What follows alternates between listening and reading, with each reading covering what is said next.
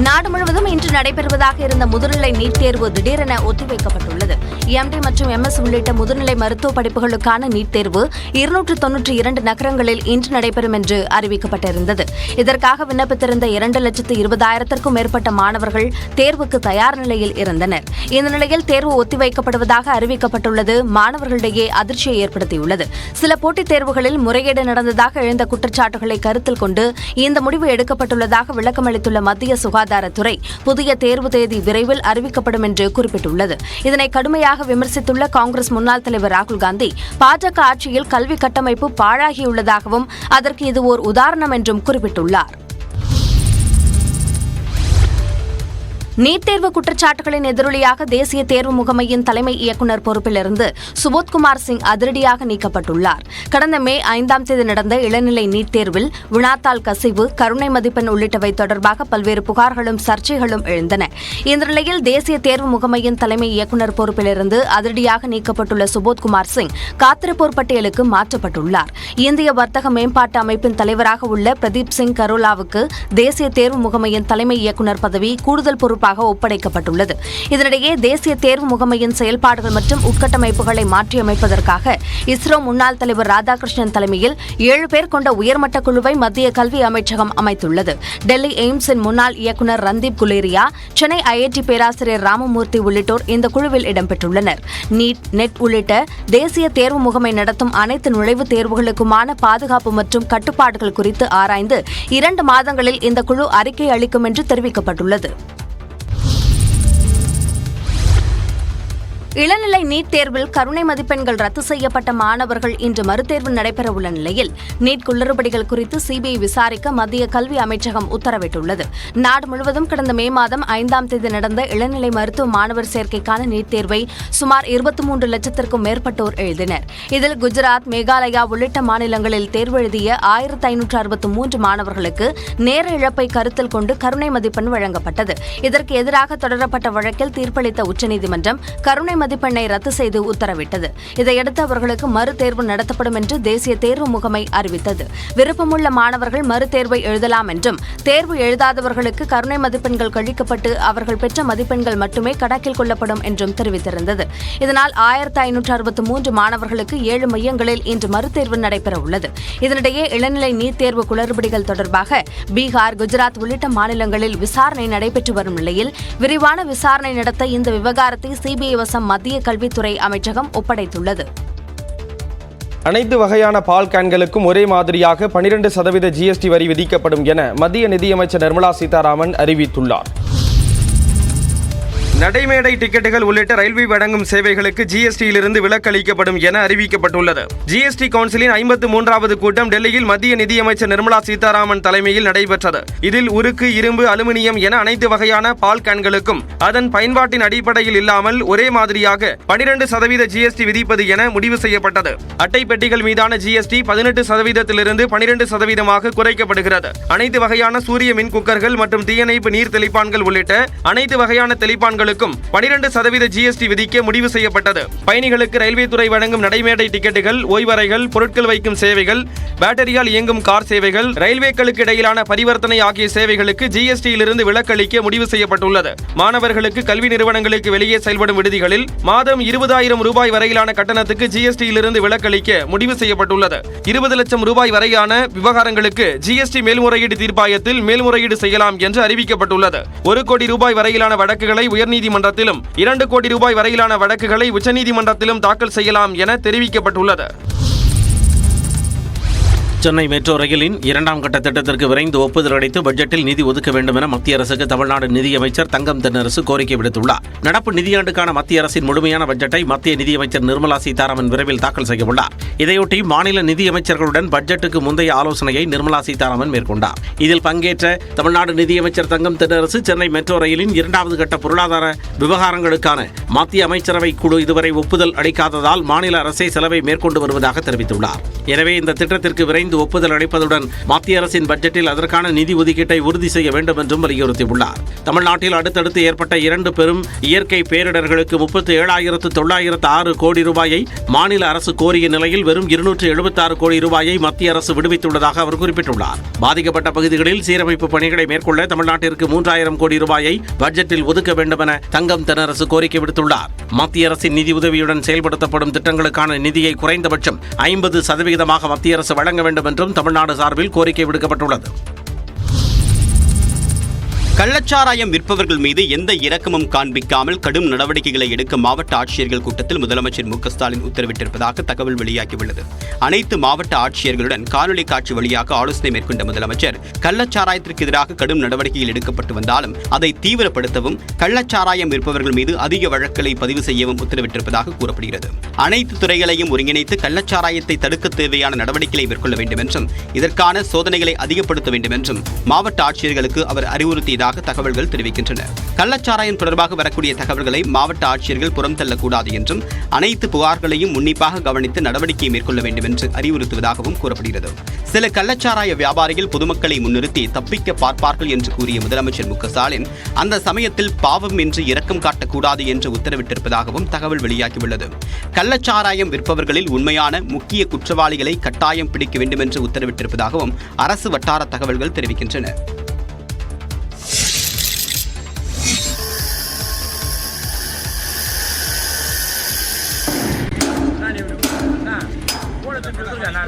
கள்ளக்குறிச்சியில் கள்ளச்சாராயம் தயாரிக்க மெத்தனால் விற்பனை செய்த மாதேஷ் என்பவருடன் தொடர்புடைய ரசாயன கிடங்கின் பூட்டை உடைத்து போலீசார் சோதனை மேற்கொண்ட காட்சிகள்தான் இவை. கள்ளக்குறிச்சி மாவட்டம் கருணாபுரத்தில் கள்ளச்சாராயம் தயாரிக்க மெத்தனால் விற்பனை செய்ததாக மாதேஷ் என்பவர் கைது செய்யப்பட்டுள்ளார். அவர் அளித்த தகவலின் அடிப்படையில் திருவள்ளூர் மாவட்டம் செங்குன்றம் காவல் நிலைய எல்லைக்குட்பட்ட வடபெரும்பாக்கம் பகுதியில் உள்ள தனியார் கிடங்கில் சட்டவிரோதமாக மெத்தனால் பதுக்கி வைக்கப்பட்டிருப்பது தெரிய வந்தது. இதையடுத்து செங்குன்றம் மதுவிலக்கு அமல் பிரிவு போலீசார் அந்த கிடங்கின் பூட்டை உடைத்து சோதனை மேற்கொண்டனர்.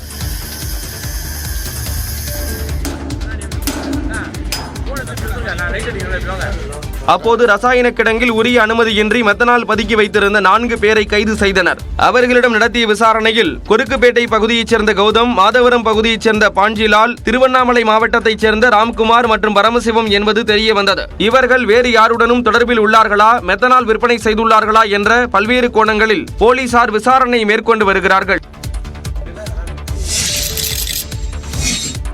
கள்ளக்குறிச்சியில் கள்ளச்சாராயம் அருந்தியவர்கள் காலதாமதமாக மருத்துவமனைகளுக்கு வருவதற்கு அரசாங்கம்தான் காரணம் என எதிர்க்கட்சித் தலைவர் எடப்பாடி பழனிசாமி குற்றம் சாட்டினார். சட்டப்பேரவை வளாகத்தில் செய்தியாளர்களை சந்தித்த அவர் கள்ளச்சாராயம் விவகாரத்தில் அரசு மெத்தனமாக செயல்பட்டு வருவதாக கூறினார். காலதாமதமா வருவதற்கு என்ன காரணம்? இந்த அரசாங்கம் தான் காரணம். வேண்டுமென்றே திட்டமிட்டு மக்கள் நல்வாழ்வுத்துறை அமைச்சர் இன்றைக்கு இந்த கள்ளச்சாராயம் குடித்தவர் காலதாமதம் அந்த காரணத்தினால இந்த இறப்புக்கு காரணம் என்று சொல்வது பச்சை பொய். இந்த அரசினுடைய கையாகாதத்தனம். இந்த கொமிபிசோல் இன்ஜெக்ஷன் மருத்துவமனையில் இல்லை. இது இந்த இன்ஜெக்ஷனை பாதிக்கப்பட்டவர்களுக்கு, இந்த கள்ளச்சாராயம் குடித்தவர்களுக்கு இந்த இன்ஜெக்ஷன் போட்டால் தான் குணமடைய முடியும். தொடர்ந்து பேசிய எடப்பாடி பழனிசாமி ஆட்சி அதிகார துணையோடு கள்ளச்சாராய விற்பனை நடைபெற்று வருவதாக குற்றம் சாட்டினார். இதற்கு காரணமானவர்களுக்கு தண்டனை அளிக்க வேண்டும் என்று வலியுறுத்திய அவர் பாதிக்கப்பட்டவர்களுக்கு நீதி கிடைக்க வேண்டும் என்றால் சிபிஐ விசாரணை தேவை எனவும் குறிப்பிட்டார். எதிர்க்கட்சித் தலைவர் எடப்பாடி பழனிசாமி சட்டப்பேரவையை முடக்க வேண்டும் என்று நினைப்பதாக சட்டத்துறை அமைச்சர் ரகுபதி குற்றம் சாட்டியுள்ளார். சட்டப்பேரவை வளாகத்தில் செய்தியாளர்களிடம் பேசிய அவர் பேரவையில் பேச வாய்ப்பு தரவில்லை என எடப்பாடி பழனிசாமி கூறுவது அப்பட்டமான பொய் என்றார். எனவே எங்களுக்கு வாய்ப்பு தரவில்லை என்று அவர் சொல்லுவது அப்பட்டமான பொய்யாகும். கடந்த ஆட்சியில் என்ன நடந்துச்சு? நாங்க எந்திரிச்சாலே வெளியே தூக்கி போற நிலைமை இருந்துச்சு. எங்களை 3 நாட்கள் 1 வாரம் என்று சஸ்பெண்ட் செய்கின்ற நிலைமைகள்லாம் இருந்துச்சு. நேற்று மாதிரி நாங்கள் முற்றுகையிட்டு இருந்தோமானால் அன்றைக்கு எங்களை எல்லாம் உடனடியாக 1 வாரம் சஸ்பெண்ட் அல்லது தொடர் முழுவதும் சஸ்பெண்ட் இப்படித்தான் சொல்வார்கள். கள்ளக்குறிச்சி கள்ளச்சாராய விவகாரத்தில் திமுக அரசு எதையும் மறைக்கவில்லை என்பதால் சிபிஐ விசாரணை தேவையில்லை எனவும் சட்டத்துறை அமைச்சர் ரகுபதி தெரிவித்தார். நாங்கள் இன்னைக்கு எதையும் மறைக்கலையே, தெளிவு மறைவாக எதுவுமே வெளிப்படையாக நாங்கள் இருக்கின்றோம். எனவே சிபிஐ விசாரணை தேவையில்லை. மெத்தனால் விற்பனையை கண்காணிக்க நடவடிக்கை எடுக்கப்படும் எனவும் அமைச்சர் ரகுபதி உறுதியளித்தார். கள்ளக்குறிச்சி கள்ளச்சாராய மரணங்களுக்கும் திமுகவுக்கும் உள்ள தொடர்பை வரும் திங்கட்கிழமை ஆளுநரிடம் தெரிவிக்க இருப்பதாக தமிழக பாஜக தலைவர் அண்ணாமலை தெரிவித்துள்ளார். கள்ளக்குறிச்சி கள்ளச்சாராய மரணங்களை கண்டித்து கோவையில் போராட்டத்தில் ஈடுபட்ட பாஜகவினர் கைது செய்யப்பட்டு ராம்நகரில் உள்ள அசோகா பிரேமா திருமண மண்டபத்தில் தங்க வைக்கப்பட்டனர். அங்கு அவர்களை அண்ணாமலை சந்தித்து பேசினார். பின்னர் செய்தியாளர்களிடம் பேசிய அண்ணாமலை தமிழ்நாடு அரசின் செயல்பாடுகள் குறித்து ஆளுநரிடம் தொலைபேசியில் எடுத்துரைத்ததாக தெரிவித்தார். இது கள்ளச்சாராய சாவு என்று சொல்வதை விட கள்ளச்சாராயத்தால் திமுக அரசு நடத்தியிருக்கக்கூடிய கொலை என்று சொல்ல வேண்டும். திமுகவுக்கு இருக்கக்கூடிய சம்பந்தத்தை கூட ஆளுநரிடம் அறிக்கையாக சமர்ப்பிக்க போகின்றோம். அதையெல்லாம் தாண்டி எங்களுடைய கருத்துரிமையை பறிக்கக்கூடிய திராவிட முன்னேற்ற கழக அரசு தொடர்ந்து ஆட்சியில் இருக்க வேண்டுமா என்கின்ற கேள்வியும் ஆளுநர் முன்னால் வைக்க இருக்கின்றோம். கள்ளச்சாராய மரணங்கள் தொடர்பான மக்களின் கோபம் விக்கிரவாண்டி தேர்தலில் எதிரொலிக்க வேண்டும் என்பது தனது ஆசை எனவும் அண்ணாமலை தெரிவித்தார். கோயம்புத்தூர், திண்டுக்கல் மற்றும் உதகையில் பலத்த மழை பெய்திருக்கிறது. கோவை மாவட்டம் அன்னூர் சுற்றுவட்டார பகுதியில் சுமார் 1 மணி நேரம் கனமழை பெய்தது. கரியாம்பாளையம், கெம்பநாயக்கன் பாளையம், எல்லப்பாளையம் உள்ளிட்ட இடங்களில் பெய்த மழை மண்ணை குளிர்வித்தது.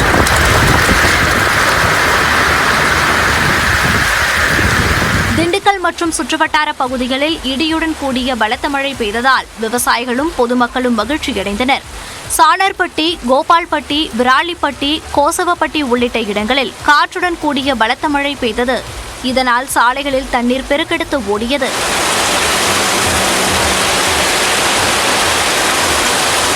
நீலகிரி மாவட்டம் உதகை மற்றும் சுற்றுவட்டார பகுதிகளில் 1 மணி நேரத்திற்கும் மேலாக கனமழை பெய்தது. ஆட்சியர் அலுவலகம், மத்திய பேருந்து நிலையம், படகு இல்லம், தொட்டபெட்டா மலைச்சிகரம், தாவரவியல் பூங்கா போன்ற பகுதிகளில் மழை பெய்தது.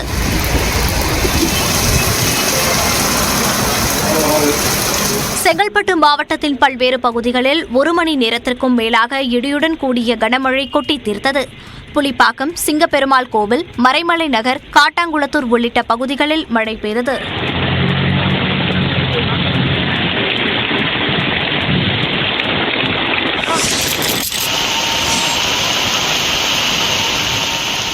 விழுப்புரம் மற்றும் சுற்றுவட்டார பகுதிகளில் மழை கொட்டியது.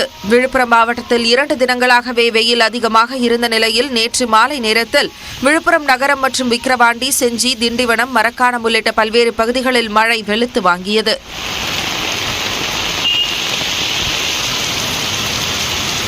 திடீர் மழையால் சாலைகளில் தண்ணீர் தேங்கியதால் வாகன ஓட்டிகள் வாகனங்களை இயக்க முடியாமல் சிரமமடைந்தனர்.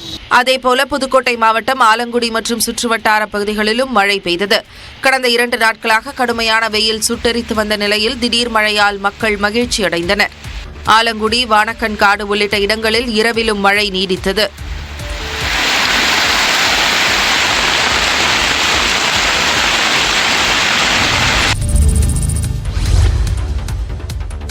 நீலகிரி மற்றும் கோயம்புத்தூர் மாவட்ட மலையோர பகுதிகளில் ஓரிரு இடங்களில் இன்று மிக கனமழைக்கு வாய்ப்பு உள்ளதாக சென்னை வானிலை மையம் தெரிவித்துள்ளது. மேற்கு திசை காற்றின் வேக மாறுபாடு காரணமாக வரும் 26ஆம் தேதி வரை தமிழ்நாட்டின் ஒரு சில இடங்களிலும் புதுச்சேரி மற்றும் காரைக்கால் பகுதிகளிலும் இடி மின்னலுடன் கூடிய லேசான மழைக்கு வாய்ப்பு உள்ளதாக தெரிவிக்கப்பட்டுள்ளது. மேலும் திருப்பூர், தேனி, திண்டுக்கல், தென்காசி, நெல்லை, கன்னியாகுமரி மாவட்டங்களில் ஓரிரு இடங்களிலும் இன்று கனமழைக்கு வாய்ப்பு உள்ளதாக வானிலை மையம் கூறியுள்ளது. வரும் 26ஆம் தேதி வரை தமிழ்நாடு, புதுச்சேரியில் ஒரு சில இடங்களில் இயல்பை விட வெப்பநிலை 2 முதல் 3 டிகிரி செல்சியஸ் வரை அதிகமாக இருக்கக்கூடும் என்றும் வானிலை மையம் தெரிவித்துள்ளது. சென்னையை பொறுத்தவரை மாலை மற்றும் இரவு நேரங்களில் இடி மின்னலுடன் கூடிய லேசான மழை தொடரும். மன்னார் வளைகுடா, அதனை ஒட்டிய தென் தமிழ்நாட்டின் கடலோர பகுதிகள், தெற்கு மற்றும் மத்திய வங்கக்கடல் பகுதிகள், அந்தமான் கடல் பகுதிகளில் சூறாவளி காற்று வீசும் என்பதால் மீனவர்கள் அப்பகுதிகளுக்கு செல்ல வேண்டாம் என்று அறிவுறுத்தப்பட்டுள்ளது. கடந்த 24 மணி நேரத்தில் அதிகபட்சமாக திருவள்ளூர் மாவட்டம் புழலில் 5 சென்டிமீட்டர் மழை பதிவாகியுள்ளது. நடிகர் விஜயின் பிறந்தநாள் விழாவில் சாகசத்தில் ஈடுபட முயன்ற சிறுவன் மீது தீப்பற்றியது.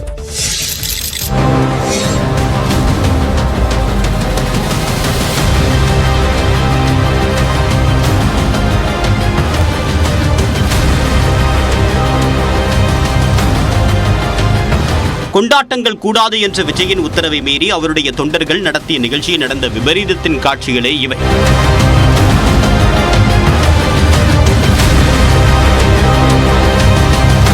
கள்ளக்குறிச்சியில் கள்ளச்சாராய துயரத்தை கருத்தில் கொண்டு தன்னுடைய 50வது பிறந்தநாளை கொண்டாட வேண்டாம் என்று தன்னுடைய ரசிகர்களுக்கும் தமிழக வெற்றிக் கழக தொண்டர்களுக்கும் நடிகர் விஜய் அறிவுறுத்தியிருந்தார். ஆனால் அதையும் மீறி சென்னை புறநகர் மாவட்ட தமிழக வெற்றிக் கழக நிர்வாகிகள் சார்பில் விஜயின் பிறந்தநாள் விழாவிற்கு ஏற்பாடு செய்யப்பட்டிருந்தது.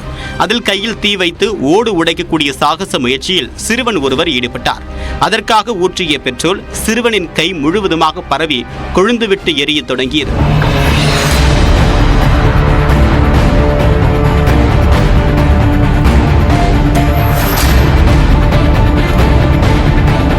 அதை அணைக்க முயன்றவர் கையிலும் தீப்பற்றிய நிலையில் அவர் வைத்திருந்த பெட்ரோல் ஊற்றி மேலும் தீ பரவியது.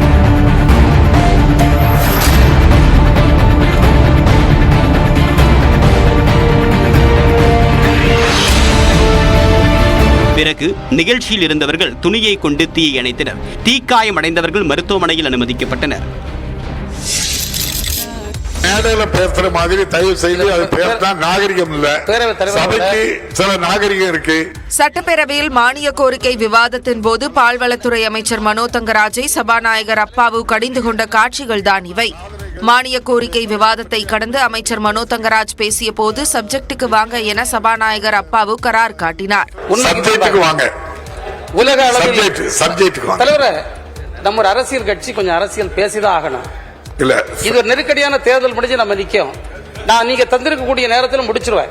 அதுல நீங்க கொஞ்சம் தயவு செய்து எனக்கு பேச அனுமதிக்க கேட்டுக்கொள்ளுங்க. நீங்க பால் வளத்தை பற்றி எவ்வளவு மூத்த அமைச்சர்கள் எவ்வளவு பண்பா பதில் சொல்லிருக்காங்க. நீங்க அந்த இடத்துக்கு வாங்க. நீங்க தேவையில்லாம மீன் பிரச்சனை தேவையில்லை. தயவு செய்து எல்லாருக்கும் உங்களை விட நிறைய பேசக்கு சப்ஜெக்ட் இருக்கு. என்ன பேசன்னு இந்த சபையில ஒரு நாகரிகம் இருக்கு. தயவு பண்ணி அதை மட்டும் பயன்படுத்துங்க. இருவருக்கிடையேயான காரசாரமான உரையாடலால் அவை நிசப்தமானது.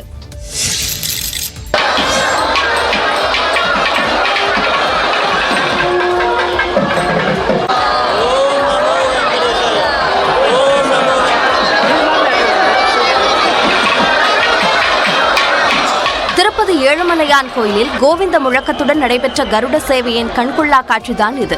கருட சேவையொட்டி தங்க கருட வாகனத்தில் திருவாபரண அலங்காரத்தில் மலையப்பர் எழுந்தருளினார்.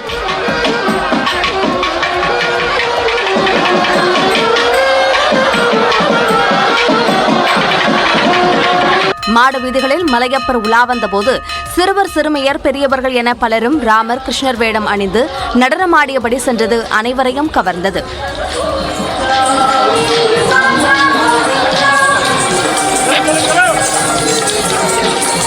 திரளான பக்தர்கள் கலந்து கொண்டு ஏழுமலையானின் கருட சேவையை கண்டு ரசித்தனர். 20 ஓவர் உலகக்கோப்பை கிரிக்கெட் தொடரின் சூப்பர் 8 பிரிவு ஆட்டத்தில் வங்கதேச அணியை 50 ரன்கள் வித்தியாசத்தில் இந்திய அணி வீழ்த்தியது. இதனால் இந்திய அணியின் அரையிறுதி வாய்ப்பு பிரகாசமாகியுள்ளது.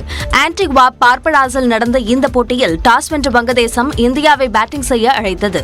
அதன்படி முதலில் களமிறங்கிய இந்திய அணி 20 ஓவர்களின் முடிவில் 5 விக்கெட்டுகள் இழப்பிற்கு 196 ரன்களை குவித்தது. அதிகபட்சமாக ஹர்திக் பாண்டியா 27 பந்துகளில் 50 ரன்களை குவித்து ஆட்டமிழக்காமல் இருந்தார். விராட் கோலி 37 ரன்களும், ரிஷப் பந்த் 36 ரன்களும், சிவம் தூபே 34 ரன்களையும் சேர்த்தனர். இதனையடுத்து களமிறங்கிய வங்கதேச அணியின் வீரர்களை இந்திய பந்துவீச்சாளர்கள் சீரான இடைவெளியில் வெளியேற்றியதால் தடுமாறியது. கேப்டன் நஜ்முல் ஹுசைன் போராடிய நிலையில் 40 ரன்களில் வெளியேறினார். இதனால் 20 ஓவரின் முடிவில் 146 ரன்கள் மட்டுமே சேர்த்த வங்கதேசம் 50 ரன்கள் வித்தியாசத்தில் தோல்வியடைந்தது. இந்திய வீரர் குல்தீப் யாதவ் 3 விக்கெட்டுகளை வீழ்த்தினார். மீண்டும் ஒருமுறை கட்டுக்கோப்பான பந்துவீச்சை வெளிப்படுத்திய பும்ரா 4 ஓவர்களில் 13 ரன்களை மட்டுமே விட்டுக் கொடுத்து 2 விக்கெட்டுகளை வீழ்த்தினார். இந்த போட்டியில் 37 ரன்கள் சேர்த்த விராட் கோலி ஒருநாள் மற்றும் 20 ஓவர் உலகக்கோப்பை போட்டிகளை சேர்த்து 3000 ரன்களை கடந்த முதல் வீரர் என்ற சாதனையை படைத்தார்.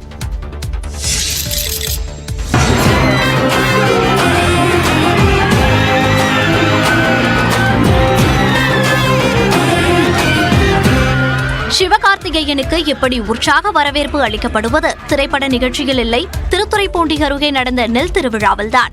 நம்மாழ்வார், நெல் ஜெயராமன் ஆகியோர் நடத்தி வந்த நெல் திருவிழாவில் பங்கேற்ற சிவகார்த்திகேயனுக்கு விழா ஏற்பாட்டாளர்கள் சார்பில் விவசாயிகளின் தோழன் என்ற பட்டம் வழங்கப்பட்டது. பின்னர் பேசிய சிவகார்த்திகேயன் பாரம்பரிய நெல் ரகங்களை மீட்கும் நிகழ்ச்சியில் பங்கேற்றது மகிழ்ச்சி அளிப்பதாக தெரிவித்தார்.